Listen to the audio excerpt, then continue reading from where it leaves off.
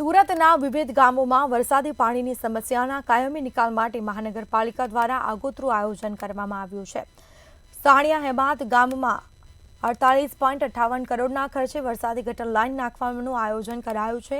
પ્રથમ તબક્કામાં સળિયા હેમાદ ગામતળ સારોલી પોલીસ સ્ટેશન અને હળપતિવાસ તેમજ સળિયા તરફ જવાના 18 મીટરના રસ્તા પર સ્ટ્રોમ ડ્રેનેજ નખાશે, જેનાથી હજારો ગામવાસીઓને વરસાદી પાણીના ભરવાથી થતી સમસ્યાઓથી છુટકારો મળશે।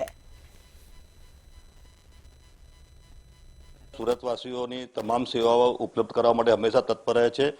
માનનીય મેયર શ્રી દક્ષેશભાઈ મેવાણીના નેતૃત્વમાં સુરત મહાનગરપાલિકા સુરતવાસીઓને ગટર અને સ્ટોર્મ ડ્રેનેજના કામોમાં પણ કોઈ પ્રકારની અગવડ ન પડે તે માટે અનેક પ્રકારના પ્રકલ્પો સુરત શહેરમાં ચાલી રહ્યા છે।